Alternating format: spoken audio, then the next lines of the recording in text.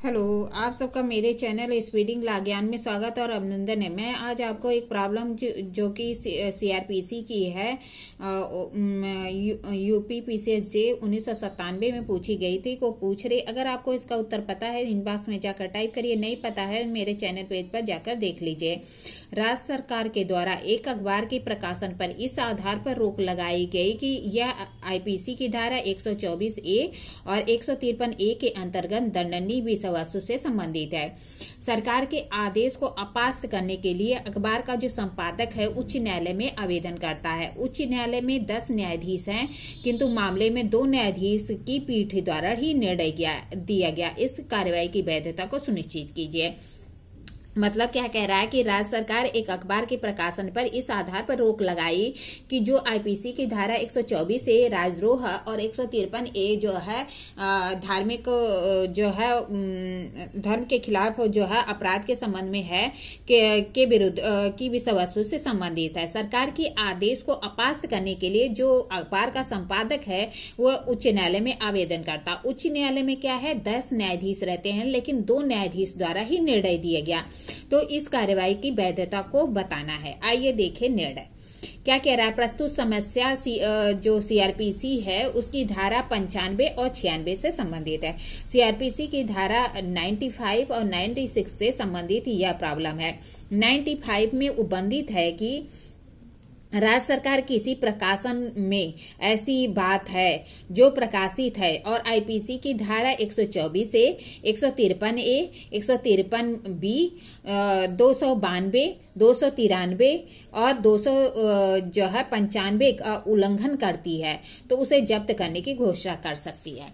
मतलब क्या कह रहा है कि राज्य सरकार क्या करेगी, अगर कोई ऐसा प्रकाशन हुआ है जिसमें कि आईपीसी की धारा 124A के तहत 153A और 153B, 292, 293 और 295 का उल्लंघन करता है तो उसे जब्त करने के लिए घोषणा कर सकती है।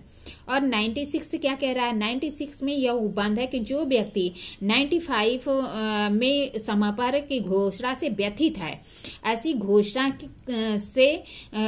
के दिनांक से 2 माह के में उच्च न्यायालय में अपास्त करने के लिए आवेदन कर सकता है। मतलब क्या कह रहा है कि अगर कोई व्यक्ति 95 के तहत जो घोषणा की गई है उससे अपने को व्यथित मानता है तो वो क्या करेगा, घोषणा जिस दिन को की गई है उससे 2 माह के जो है अंदर हाई कोर्ट में घोषणा को अपास्त करने के लिए आवेदन कर सकता है। 96(2) में उल्लिखित है, मतलब 96 की उपधारा 2 में उल्लिखित है कि जब उच्च न्यायालय में आवेदन किया गया हो, यदि उच्च न्यायालय में 3 या अधिक न्यायाधीश हैं तो 3 न्यायाधीशों की न्यायपीठ द्वारा। मतलब कह रहा है कि अगर उच्च न्यायालय में आवेदन किया गया, हाईकोर्ट में आवेदन किया गया है और उच्च न्यायालय में क्या है, 3 या अधिक न्यायाधीश हैं तो 3 न्यायाधीशों द्वारा। और फिर दूसरा खंड कहता है कि यदि उच्च न्यायालय में 3 से कम न्यायाधीश हैं तो उच्च न्यायालय के सब न्यायाधीशों की न्यायपीठ द्वारा सुनवाई किया जाएगा। मतलब कह रहा है कि अगर 3 या 3 से अधिक है तो 3 न्यायाधीश और 3 से कम हैं तो क्या होगा, जितने भी न्यायाधीश हैं उनके द्वारा मामले की सुनवाई किया जाएगा। प्रस्तुत समस्या में जिस उच्च न्यायालय के समक्ष 96 के तहत आवेदन किया गया था उसमें 10 न्यायाधीश थे तो उनमें से 2 न्यायाधीशों द्वारा सुनवाई किया गया। मतलब क्या कह रहा है कि जो ये समस्या है इसमें क्या बताता है कि जो हाई कोर्ट में आवेदन किया गया था उसमें 10 न्यायाधीश थे और 10 न्यायाधीशों में से 2 न्यायाधीशों द्वारा सुनवाई किया गया। अतः प्रस्तुत मामले में 96 की उपधारा 2 के प्रावधानों के अनुसार ऐसे मामले में कम से कम 3 न्यायाधीश की न्यायपीठ द्वारा सुनवाई किया जाना चाहिए था, जबकि नहीं सुना गया। मतलब क्या कह रहा है कि जो 96 की उपधारा 2 है उसका पहला खंड देखिए, कहता है ना कि 3 या अधिक न्यायाधीश हैं तो 3 न्यायाधीशों द्वारा।